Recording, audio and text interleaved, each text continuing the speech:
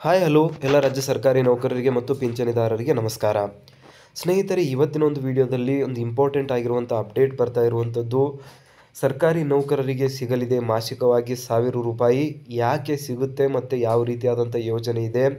So ಏನಿದು ಸಂಧ್ಯಾ ಕಿರಣ ಎಂಬ ಯೋಜನೆ ಯಾರಿಗೆಲ್ಲ ಅಪ್ಲೈ ಆಗುತ್ತೆ ಅಂದರೆ group C, group D, group A ಮತ್ತು ಗ್ರೂಪ್ ಬಿ ನೌಕರರಲ್ಲಿ ಯಾರಿಗೆಲ್ಲ ಅಪ್ಲೈ ಆಗುತ್ತೆ ಆ್ಯಂಡ್ ಇದರ ಒಂದು ಅಪ್ಡೇಟ್ಸ್ಗಳು ಏನಿದೆ ಎನ್ನುವುದರ ಬಗ್ಗೆ ಸಂಪೂರ್ಣವಾಗಿರುವಂಥ ಮಾಹಿತಿಯನ್ನು ಇವತ್ತಿನ ಒಂದು ವಿಡಿಯೋದಲ್ಲಿ ನಾವು ಪಡೆಯೋಣ.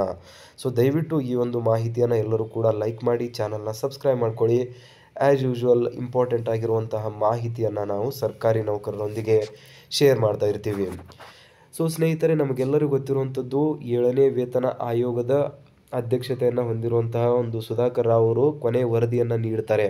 ಆ ಒಂದು ಕೊನೆಯ ವರದಿಯಲ್ಲಿ ಪ್ರೆಸೆಂಟ್ ಕೆಲಸ ಮಾಡುತ್ತಿರುವಂಥ ಸರ್ಕಾರಿ ನೌಕರರ ವೇತನ ಭತ್ಯೆಗಳನ್ನು ಪರಿಷ್ಕರಣೆ ಮಾಡಲಾಗುತ್ತೆ ಆ್ಯಂಡ್ ಆ ಒಂದು ನಿಟ್ಟಿನಲ್ಲಿ ಪ್ರೆಸೆಂಟ್ ಮೆಡಿಕಲ್ ಅಲವೆನ್ಸಸ್ ಏನಿದೆ ಅಂದರೆ ಇನ್ನೂ ರಿಟೈರ್ಡ್ ಆಗದೇ ಇರುವಂಥ ಸರ್ಕಾರಿ ನೌಕರರಿಗೆ ₹200 ಇರುವಂತಹ ಒಂದು ಮೆಡಿಕಲ್ ಅಲವೆನ್ಸಸನ್ನು, ವೈದ್ಯಕೀಯ ಭತ್ಯೆಯನ್ನು ₹500ಗೆ ಏರಿಕೆ ಮಾಡಲಾಯಿತು. ಎಲ್ಲಿವರೆಗೆ ಅಂದರೆ ಕ್ಯಾಶ್ಲೆಸ್ ಮೆಡಿಕಲ್ ಟ್ರೀಟ್ಮೆಂಟ್ ವ್ಯವಸ್ಥೆ ಅನ್ನೋ ಒಂದು ಯೋಜನೆ ಏನು ಅದು ಇಂಪ್ಲಿಮೆಂಟೇಷನ್ ಹಂತದಲ್ಲಿದೆ, ಅದು ಕಂಪ್ಲೀಟಾಗಿ ಇಂಪ್ಲಿಮೆಂಟ್ ಆಗೋವರೆಗೆ ಈ ಒಂದು ₹200 ಇರುವಂತಹ ಮಾಸಿಕ ಭತ್ಯೆಯನ್ನು ₹500ಗೆ ಏರಿಕೆಯನ್ನು ಮಾಡಿ ಸರ್ಕಾರ ಆದೇಶವನ್ನು ಹೊರಡಿಸಿರುವಂಥದ್ದು 7ನೇ ವೇತನ ಆಯೋಗದ ಅಡಿಯಲ್ಲಿ ನಮಗೆಲ್ಲರಿಗೂ ಕೂಡ ಗೊತ್ತಿರುವಂಥ ಒಂದು ವಿಷಯವಾಗಿದೆ.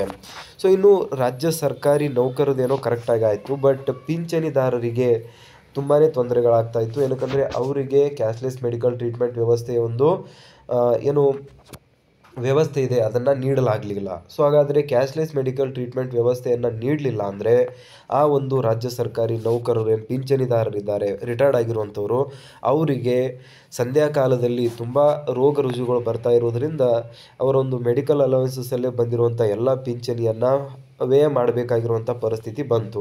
ಸೊ ಈ ಒಂದು ಕಾರಣಕ್ಕಾಗಿ ಸರ್ಕಾರ ಸಂಧ್ಯಾ ಕಿರಣ ಎಂಬ ಒಂದು ಹೊಸ ಯೋಜನೆಯನ್ನು ಜಾರಿ ಮಾಡೋದಕ್ಕೆ ಸಿದ್ಧತೆಯನ್ನು ಮಾಡಿಕೊಂಡಿದೆ.